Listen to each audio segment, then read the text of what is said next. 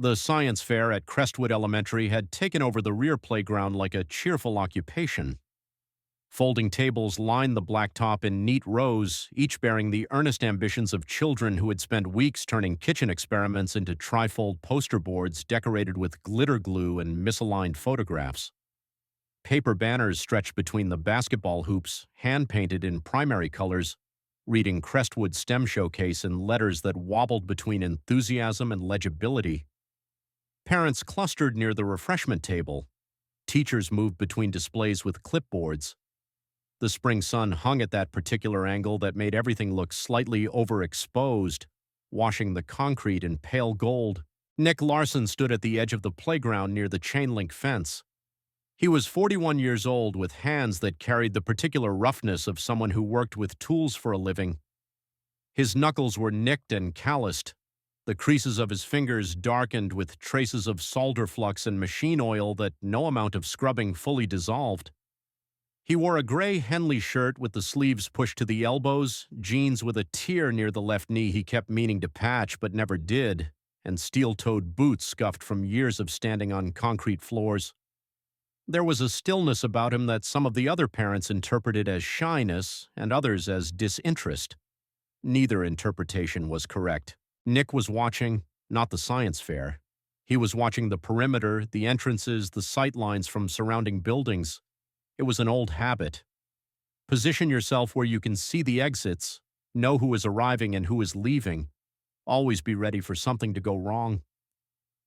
His daughter Lily stood 3 tables away, adjusting the propellers on a small quadcopter drone at the center of her display. She was 7 years old, small for her age, with her mother's dark hair pulled into a braid already coming loose despite his best efforts that morning. Her eyes were brown and serious, carrying a depth that sometimes startled him with how much they seemed to understand. On her left wrist, barely visible beneath her purple sweater, sat a medical alert bracelet. Epilepsy, diagnosed at 4, 18 months after her mother died. The medication cost $435 a month, and that was with the manufacturer's assistance program. The seizures were controlled mostly, but the word mostly carried a weight that never fully lifted. Every time Lily stared too long at a flickering light, every time she seemed unusually tired, every time her hand trembled reaching for a glass of water, Nick felt something cold and electric move through his chest. He had learned to carry that fear the way he carried everything else, quietly, steadily, without letting it show. Her trifold board was neatly arranged, the lettering precise in a way that reflected his influence, and the illustrations colorful in a way that was entirely her own. The title read, "Smart Skies, a drone that knows where not to fly." The project was simple in concept and sophisticated in execution. Lily had programmed a basic flight avoidance algorithm into a consumer-grade quadcopter using publicly available FAA geofencing data to teach the drone to recognize restricted airspace boundaries and automatically refuse to enter them. Nick had helped her with the code. He had been careful about that, guiding her through the logic without revealing how much he actually knew, without explaining that the open-source geofencing library she had downloaded shared architectural bones with a classified airspace enforcement system he had spent 3 years developing for the Department of Defense. That was another life, another man. A man whose name appeared in no unclassified document, and whose work product was buried beneath security clearances that most Americans did not know existed. Now Nick fixed circuit boards at Harman Technical Services, a small electronics repair shop on Route 9. The pay was modest, the hours were predictable. Predictable was everything when you were the only thing standing between your daughter and a seizure that could happen at any moment without warning. He never told anyone about his past. The credentials were in a locked cabinet at his apartment. The awards were in a box in his closet. In his pocket, he carried something he never showed anyone, a challenge coin, heavy and worn, embossed with the insignia of the Defense Advanced Research Projects Agency's Autonomous Systems Division. On the back, engraved words he traced sometimes with his thumb when no one was looking: Nicholas Larson, Senior Systems Architect, Project Sentinel. The coin was scratched and dented from years of being carried close. It was all he had left of a man he used to be, Lily's mother, Sarah, had died when Lily was 3, a pulmonary embolism, sudden and absolute. One morning, Sarah was braiding Lily's hair at the kitchen table, humming a song Nick could never afterward hear without his chest closing, her coffee growing cold beside her because she always forgot to drink it while it was warm. By afternoon, she was gone, and Nick was standing in a hospital corridor trying to understand how a world could end so completely while the fluorescent lights kept buzzing and the vending machine kept humming and everything around him continued as though nothing had changed. He resigned from DARPA 6 months later, walked away from a career that had defined him since graduate school, that had given him access to systems and technologies most Americans would never know existed. His program director had called it a catastrophic loss. His team had called it the bravest thing they had ever seen. Nick did not care what anyone called it. He cared about being there when Lily had a seizure at 2 in the morning. He cared about knowing her medication schedule by heart. He cared about being the one constant in a life that had already lost too much. The science fair had attracted a larger crowd than usual owing to a visiting dignitary. Garrett Hollis was the CEO of Aeronova Technologies, a defense technology firm that had grown from a startup to a major government contractor in less than a decade. He wore a navy sport coat over a white shirt open at the collar, projecting calculated casualness. Aeronova was sponsoring STEM grants for schools in the region, and Hollis had come to present awards and pose for photographs with children holding oversized checks. Nick had noticed Hollis the moment he arrived. He had noticed the security detail, too, 2 men in dark suits positioned at opposite corners of the playground. He had noticed the black SUV idling in the municipal lot with government plates. He noticed these things because noticing was what he had been trained to do. He also recognized Garrett Hollis. 5 years ago, when Nick was still at DARPA, Hollis had submitted a proposal to commercialize a domestic version of the autonomous airspace detection system Nick's team had built. Project Sentinel was designed for battlefield use. Hollis wanted to adapt it for American cities. The pitch was public safety. The underlying architecture was military-grade surveillance. Nick had written a 14-page technical objection. His objection had been classified. Hollis's proposal had been denied, and Nick had resigned 3 months later, not because of Hollis, but because the denial had been temporary, and he understood that temporary was just another word for not yet. The teacher's voice cut through his thoughts. Mrs. Kimura's PA crackled with feedback before settling into clarity. Next up, we have Lily Larson presenting Smart Skies. And Lily tells me her dad helped with the programming, so can we get Lily's dad up here to help with the live demonstration? Nick's stomach tightened. He had not planned to be on stage. But Lily was looking at him across the rows of tables, her face bright with the particular excitement of a child who wanted to show the world what she and her father had built together, and the expression was so much like Sarah's that for a moment the distance between the playground and the hospital corridor collapsed entirely. He walked toward her, weaving between tables. As he reached Lily and knelt beside her, something changed. The sound reached him before the recognition did, a rhythmic concussion that could have been construction equipment. But Nick knew that sound in his bones, the sound of an AH-64 Apache attack helicopter. It did not roar or whine. It beat the air, a deep percussive thudding you felt in your sternum before you heard it with your ears, the 4-blade main rotor producing a sound that was less mechanical than atmospheric, as though the sky itself were being struck. The helicopter appeared above the tree line, descending toward the school at an angle that made Nick's stomach drop. The Apache settled into a hover perhaps 200 feet above the playground. Parents looked up. Some shielded their eyes. A few laughed nervously, assuming a patriotic display.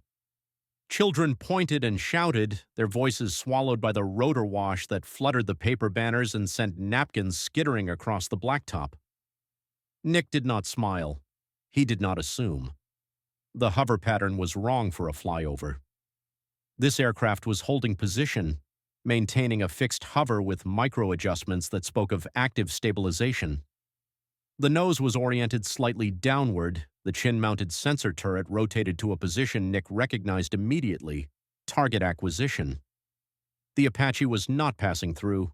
It was looking at something. Daddy, why is the helicopter staying? Lily, he said quietly, his voice carrying a calm authority that belonged not to a repair technician but to someone who had spent years in rooms where the wrong call meant people died. Turn on your drone. Just the power. Do not launch it. She pressed the power button. The drone's rotors twitched, status lights flickered, and then the screen displayed something that should not have been there, a warning in stark red text. Restricted airspace protocol engaged. Flight operations suspended. Nick stared at the screen. He knew that warning. He knew the exact phrasing, the exact protocol hierarchy that produced it, because he had written it. 7 years ago, in a secure facility in Virginia, he had designed the airspace enforcement layer that generated precisely this alert when a civilian device entered the detection radius of an active Sentinel node. But Sentinel was classified. It was not supposed to exist outside controlled military environments, and it was absolutely not supposed to be operating above an elementary school. At that moment, the Apache shifted position, a lateral drift of 20 feet. The aircraft was not reacting to the drone. It was reacting to the signal the drone had received. Someone had activated a Sentinel detection node in this area. Lily's drone, running code that shared structural DNA with Sentinel's public-facing ancestor, had received the broadcast and complied, and the Apache, operating under whatever authority had deployed the node, had detected the compliance handshake and was now triangulating the source. Nick looked across the playground at Garrett Hollis. The CEO was standing very still, his phone pressed to his ear, his face carrying the expression of a man hearing something he had not expected. His security team had tightened their positions, and beyond the school fence, 2 dark vehicles had positioned themselves across the parking lot entrances, not blocking traffic, controlling it. Nick knelt beside Lily. "Sweetheart, I need you to stay right here. Do not move. Do not turn off the tablet." "You have your thinking face," she said. "The one you get when something is bad, but you do not want me to be scared. I will be right back, I promise." He moved toward the school building with a purpose that looked casual but carried the particular efficiency of a man calculating angles and routing through contingencies with every step. He reached the administrative office and the utility closet housing the school's network router. The closet door was unlocked. Inside, attached to the router's auxiliary port, was a device he recognized. A small black box, no larger than a deck of cards, no manufacturer's markings, no serial number. A signal injection module designed to spoof classified network identifiers through civilian infrastructure. Someone had physically installed it on the school's network. It was broadcasting a Sentinel-compatible test signal through the school's Wi-Fi, turning the campus into a simulated restricted airspace zone. The Apache was not here because of Lily's drone. It was here because someone had turned Crestwood Elementary into a live test environment for a classified detection system. Nick's mind worked through the implications with cold precision. Someone wanted to demonstrate that Sentinel could be deployed domestically through civilian infrastructure. Someone wanted data that could only be collected when the system operated against actual civilian devices in actual civilian airspace, with actual military assets responding in real time. 300 children on a playground beneath an Apache operating under automated threat assessment protocols. He pulled the injection device from the router and pocketed it, but that solved only half the problem. The Apache's threat assessment was already running, and whoever planted this device had planned for the initial signal being interrupted. He pushed through the side door into sunlight. 2 things happened simultaneously. A small commercial quadcopter rose from behind the bleachers at the far end of the athletic field, climbing quickly on a pre-programmed path angling toward the center of the playground, and Nick heard, faintly but unmistakably through the rotor noise, the electronic tone of a weapon system transitioning from passive scan to active tracking. The Apache's sensor turret rotated, locking onto the ascending quadcopter. The second drone was the real demonstration payload, flown into the active zone to prove the system could detect and respond to an unauthorized aerial threat in a populated domestic environment. If the Sentinel protocols classified the quadcopter as hostile based on its flight characteristics and proximity to the flagged zone, The Apache crew would be operating under rules of engagement that permitted active countermeasures against unauthorized aerial objects. Countermeasures deployed 200 feet above a playground full of children. Nick saw Lily across the blacktop. She sat at her table with her hands folded, her face turned toward the helicopter, and even from this distance he could see the tension in her small shoulders. She was scared. She was being brave about it the way she was always brave, the way she was brave about blood draws and EEG appointments and nights when she woke from seizures, confused and crying. He tried the security officers first, dismissed. He found Dr. Whitfield near the gymnasium doors. "Mr. Larson, I have been told it is a routine military exercise. It is not routine. The aircraft is operating under classified airspace enforcement protocols in response to a signal injected into your school's network. There is a drone ascending over your athletic field about to be classified as hostile by an automated system that does not know it is looking at a playground. Mr. Larson, you are frightening people. I need you to let the authorities handle this." Nick walked back to Lily's table. She handed him the tablet without hesitation. He navigated past the standard menus into the programming environment beneath, accessing the root architecture of the geofencing algorithm. Buried in the foundation, in legacy code that had survived every public release because no one outside his original team knew it existed, was a back door. Nick had put it there 7 years ago, not as a vulnerability but as a failsafe, a root access override that allowed a system administrator to reclassify any device within the network from restricted to educational simulation, telling the Sentinel detection layer that the signal was not a real threat but a training exercise. He had built it because he understood that every automated system needed a human override. Every algorithm that could make life or death decisions needed a way for a human being to say stop. He had never imagined the somewhere would be his daughter's school. "Remember what we practiced," he said to Lily. "The sky listens." He entered the override sequence. The restricted airspace warning disappeared. Educational simulation mode, civilian classification confirmed.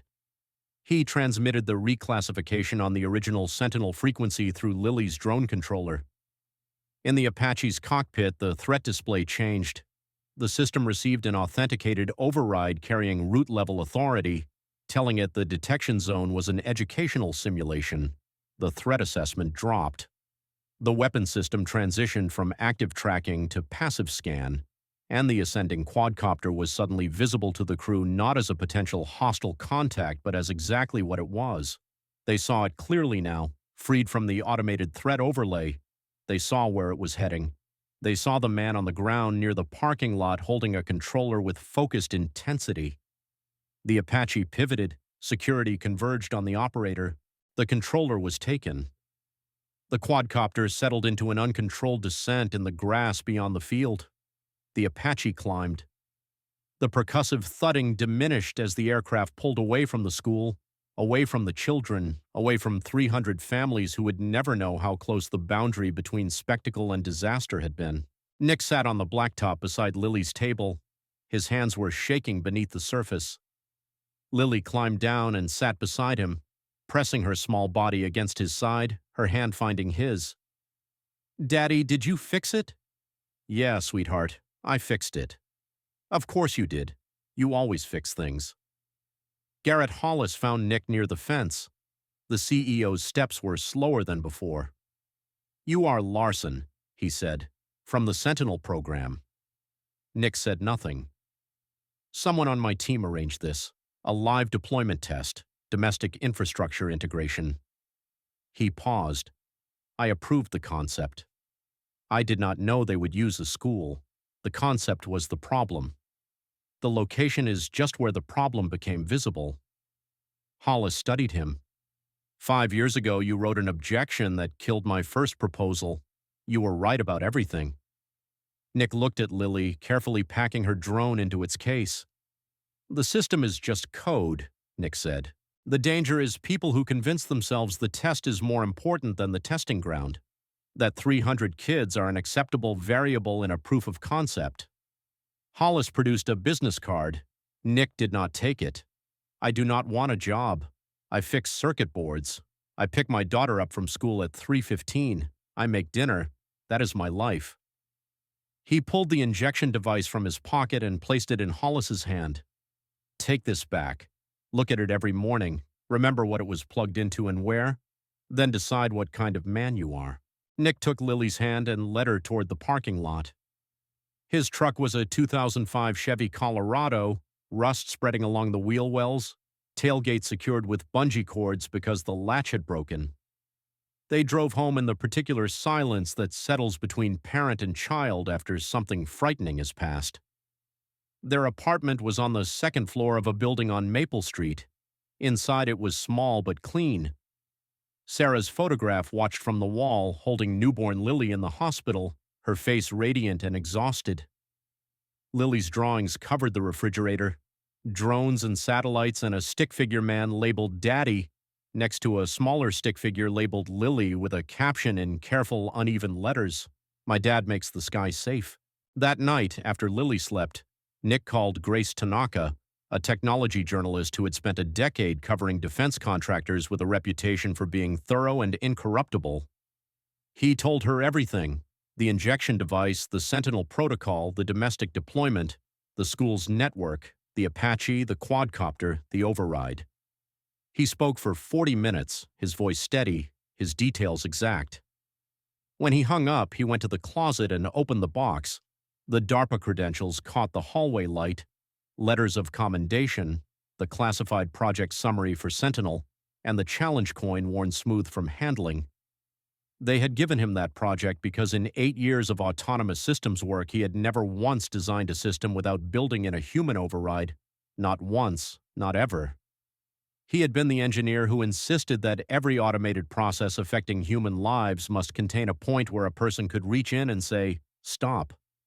He closed the box, checked on Lily. She was sleeping on her side, one hand tucked under her cheek, the other resting on the medical alert bracelet she wore even in sleep. "I kept my promise," he said quietly, looking towards Sarah's photograph. "I kept her safe. I kept them all safe." 3 weeks later, Grace Tanaka's story broke across the front page. Independent cybersecurity experts confirmed the injection device was military-grade. Flight data showed the Apache's response matched automated protocols not authorized for domestic deployment. A federal investigation was opened. Aeronova issued a statement acknowledging unauthorized testing. 4 senior engineers were placed on leave. Cell phone footage from the science fair had gone viral. Video showed the Apache hovering above the playground. One clip showed Nick kneeling beside his daughter's table, his hands moving across a tablet with speed and focus that belonged to someone far beyond the man the camera appeared to be filming. Garrett Hollis resigned from Aeronova's board 8 weeks later. On a Tuesday morning in June, he walked into Harmon Technical Services. He looked different. The sport coat was gone, replaced by a plain shirt with sleeves rolled to the elbows. The polished confidence had been replaced by something quieter, something bruised.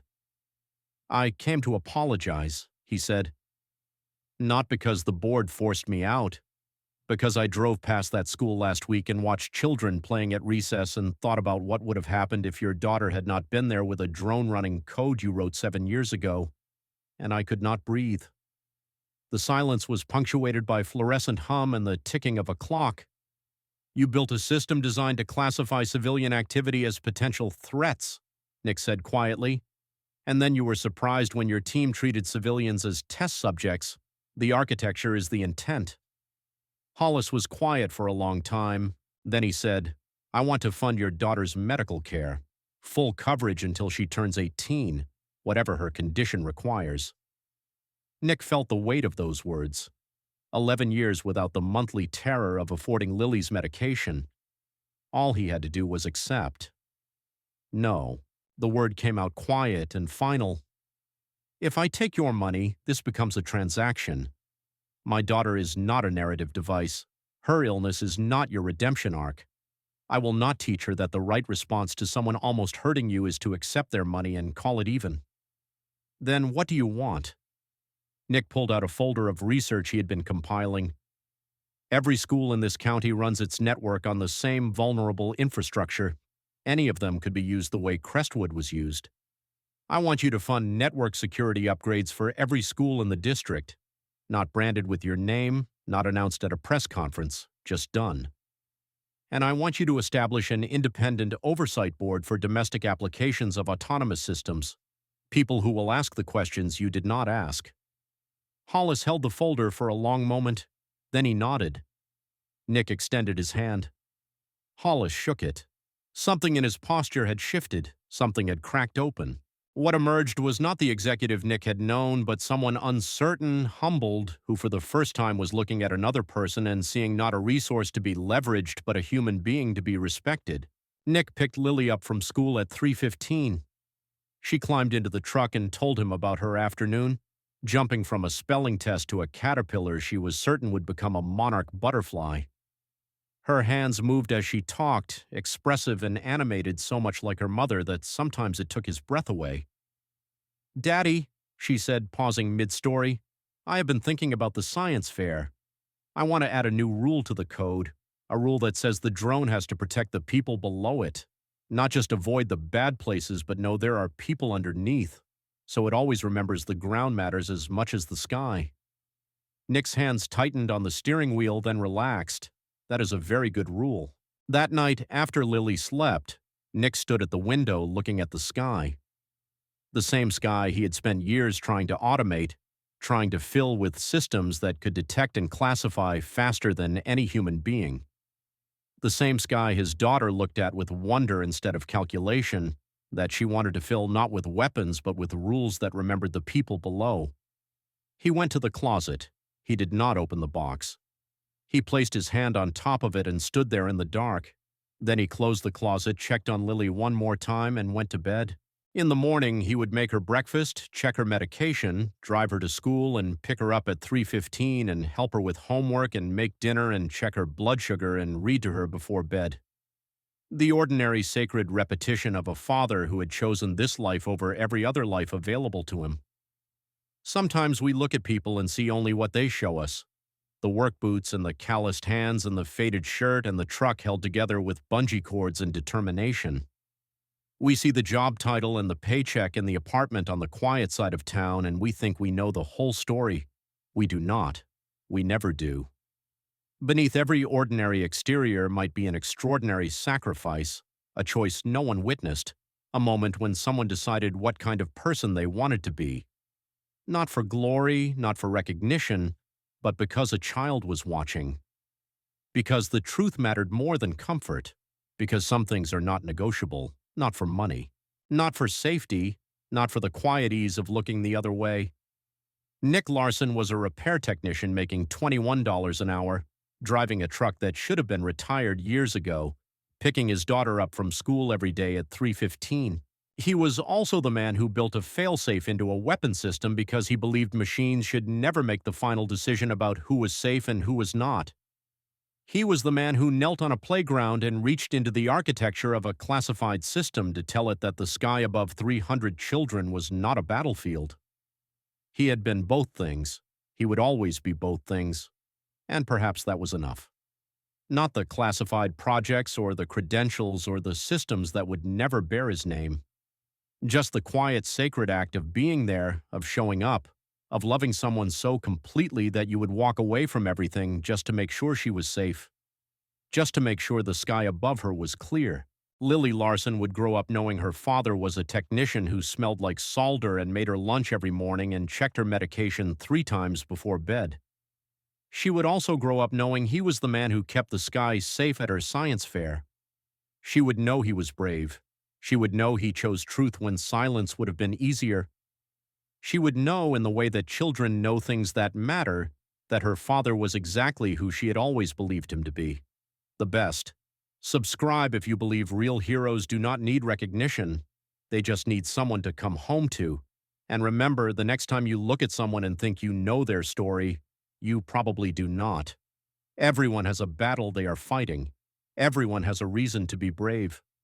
Sometimes the bravest thing is choosing truth when the whole world is telling you the lie is safer.